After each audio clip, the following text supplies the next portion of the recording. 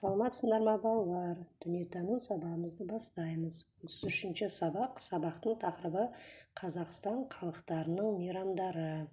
Сабақтың мақсаты зерттеулер негізінде Қазақстан халықтарының ұлттық мерекелерін шығармашылық түрде ұсыну. Қазақстан халықтарының мейрамдары туралы білетін боласың. Біздің елімізде қандай мерекелер атап өтіледі? Мереке күндері адамдар немен айналысады? Мереке сөзін естігенде есіне не түседі? Ойланып көр.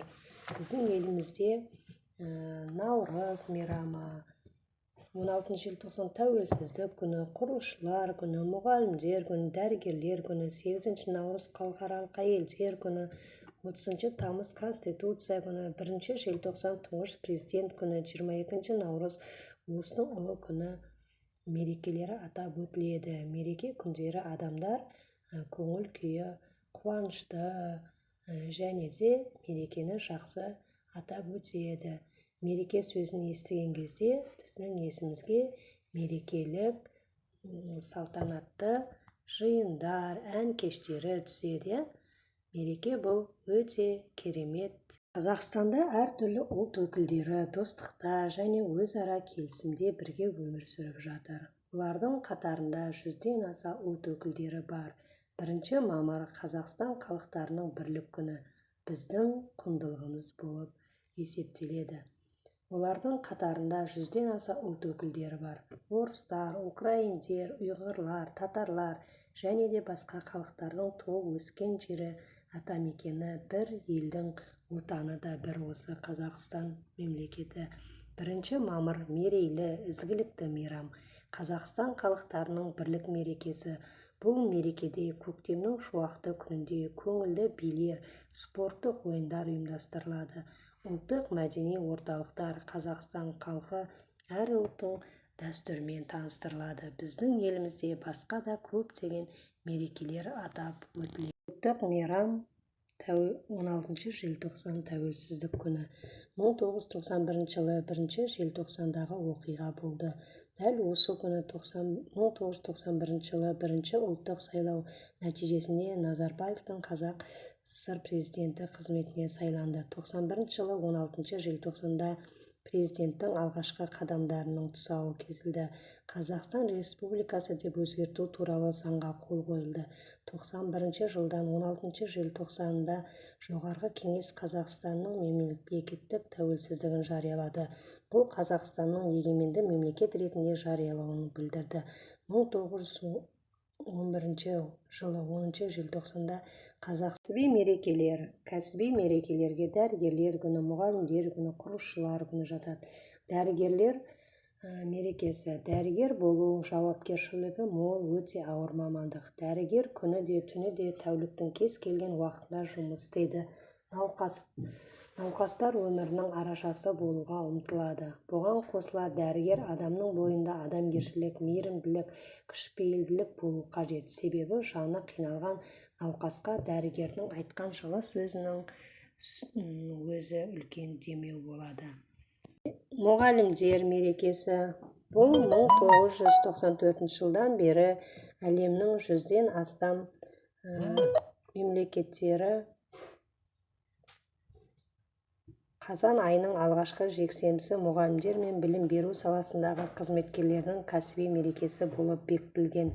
Кей мемлекеттер бұл мерекені 5 қазан күні атап өтеді. Біздің мемлекетімізде бұл мереке қазан айының алғашқы жексенбісінде. Мұғалімдер күні 1965 жылы 29 қыркүйекте бері жоғарғы кеңес президиумының бұйрығымен қазан айының алғашқы жексенбісінде аталып өтіледі.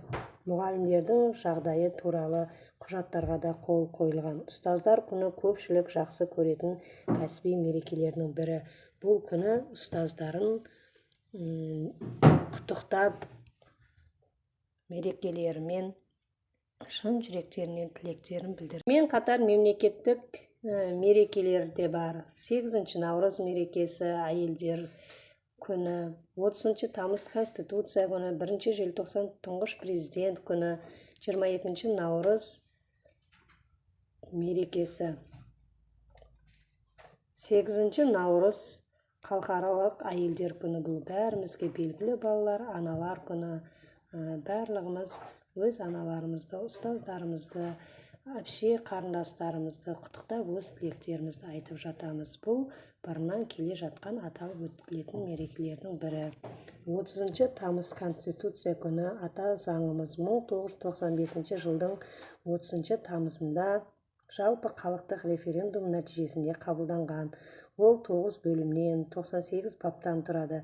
Конституцияның жалпы ережелері адам және азамат, президент, парламент, үкімет, конституциялық кеңес, соттар және сот төрелігі, жергілікті мемлекеттік басқару және өзін-өзі басқару, қорытынды және өтпелі ережелер бөлімінен тұрады. Және де 1 желтоқсан Қазақстан Республикасының президент күні. Ұлыстың ұлы күні Наурыз. Ұлыстың ұлы күні Наурыз бұл көне мейрам. Наурыз мерекесін тойлау дәстүрі дүниежүзі халықтары көпшілігінің тұрмыс салтында бағзы заманнан орын алып келеді. Бұл мейрамды ежелгі гректер су мейрамы деп атап өткен. 22 наурызды біз жыл сайын атап өтеміз. Бұл кезде әртүрлі ұлттық ойындар, спорттық ойындар, наурыз көжелер жасап, еліміздің барлық жерлерінде ұлыстың ұлы күні Наурыз мерекесі. Сен білесің бе, Қазақстандағы ұлт өкілдерінің атауын кім көп біледі дейді. Біздің Қазақстанда көптеген ұлттар өкілдері бар, бәріміз білеміз. Орыс, татар, ұйғыр, грузин, украиндер, тағы да басқа ұлт өкілдері бар.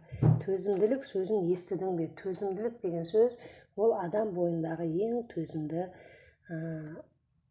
төзімділік, шынайылық, мінез құлыққа жатады. Оның мағынасы әр уақытта төзімді, сабырлы бола білу. Төзімді болсаң, барлық нәрсеге қол жеткізесің. Төзімділік бұл ең адамның басты қасиетінің бірі. Балалар, осымен сабағымыз аяқталды. Сау болыңыздар.